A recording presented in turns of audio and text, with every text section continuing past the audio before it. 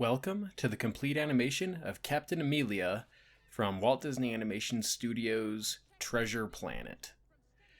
Now, Treasure Planet is one of those movies that whenever people who are seriously into animation, they talk about it, they never talk about the movie itself. They never talk about the story, how its characters work. All they talk about is how this is the movie that cemented the beginning of the death of 2D animation for Walt Disney Animation Studios.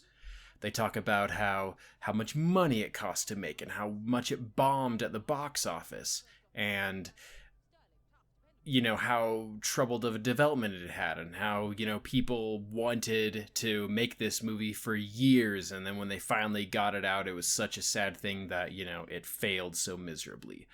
Nobody talks about the movie itself, and I think that is a crying shame, because this movie is awesome. And I mean that, awesome. This movie is just so cool. It has such a unique world.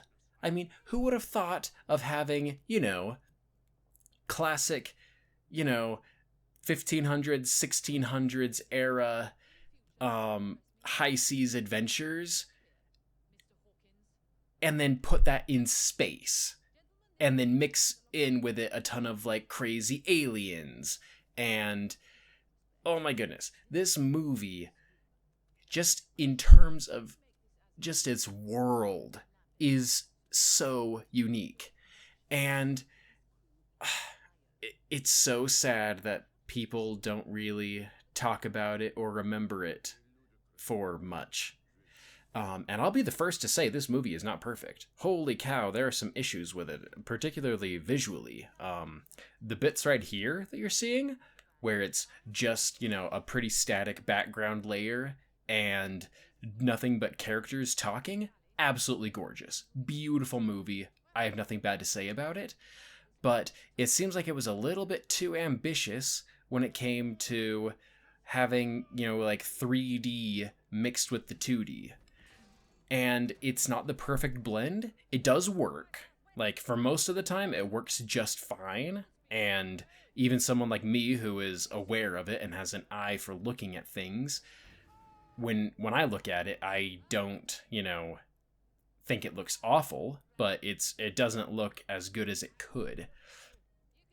But just the actual character animation is so good. And this character, Captain Amelia, I kind of wish that we had more of her name, like a last name or whatever. I guess by the end of the movie, she is Amelia Doppler. Maybe I should put that as the in the movie's in this video's title, the complete animation of Captain Amelia Doppler, but then again, we don't know if she'll take the last name of Dr. Doppler. Anyway, the movie is so adventurous, and it does so many things that are big and sweeping and grand, but they're also so grounded. This whole thing where, they're flying into a black hole and then flying out. Yes, it's crazy, but it works. It works so well. And the story, I think it is a good adaptation of Treasure Island. I think that the story is good, and I think that this version of it is just fine. And Captain Amelia, her character, I've been saying this for years. Holy cow, the tropes of strong, independent female characters in movies is it's so played out, and when people say they want it in animation, it's where were you when they were literally doing it in Treasure Planet? She is the captain of the ship, and she is good at her job.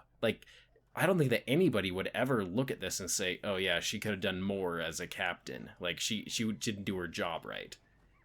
And it takes a strong, independent, person to pull it off. And holy cow, her outfit is so awesome. Just the long tail on her coat, and those boots. Oh my goodness. Ugh.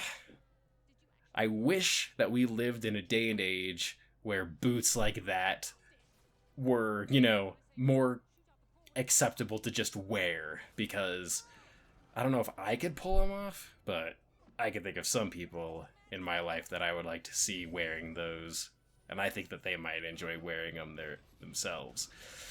But, and I also feel like the whole relationship between Dr. Doppler and Amelia is sort of like, a beacon of hope. Because, like, both of these people are clearly not, young.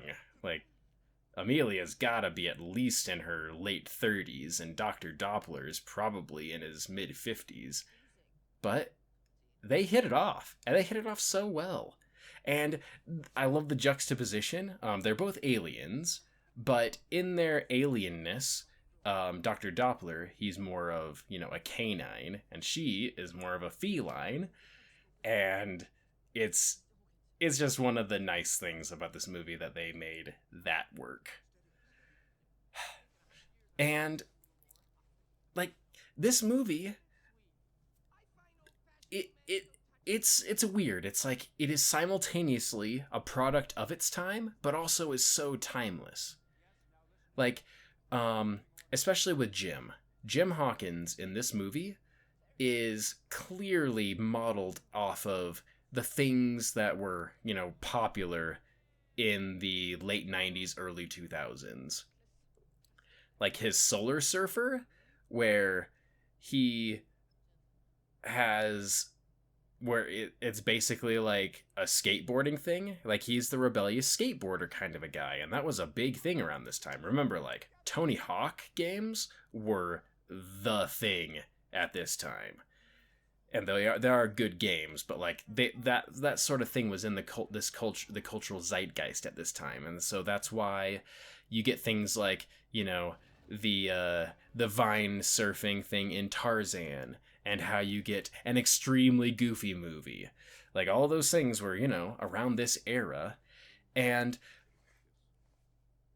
I don't think that that's a bad thing.